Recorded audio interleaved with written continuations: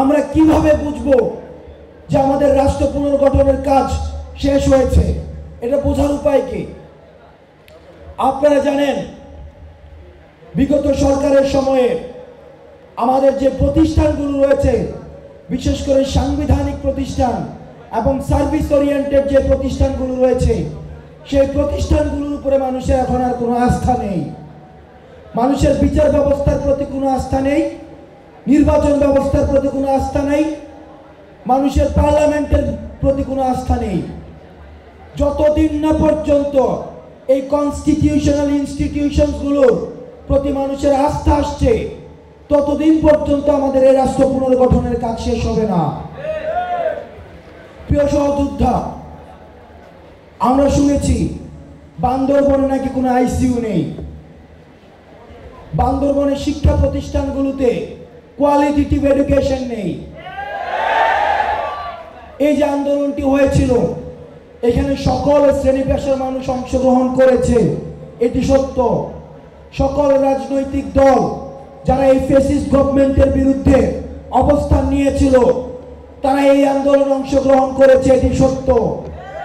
কিন্তু এই আন্দোলন যাদের মধ্য দিয়ে শুরু হয়েছিল, তারা হচ্ছে শিক্ষার্থী এবং তরুণ প্রজন্মের হাত ধরে এই ফ্যাসিবাদ বিরোধী আন্দোলনের সূত্রপাত হয়েছে।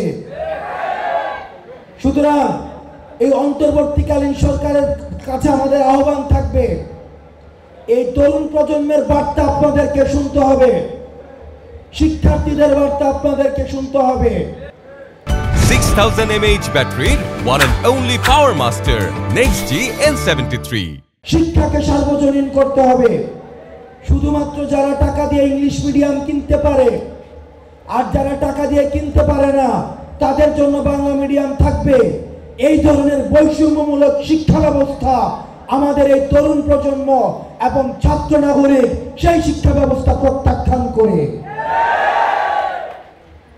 আমরা শিক্ষার্থীদের কাছ থেকে এই অন্তর্বর্তীকালীন সরকারের কাছে আহ্বান জানাবো, ঢাকায় বসে মানুষ যে শিক্ষাটি পাচ্ছে, সেই শিক্ষার্থী সেই একই মানের শিক্ষা আমাদের বান্দরবনে পৌঁছে দিতে হবে, পাহাড়ে পৌঁছে দিতে হবে।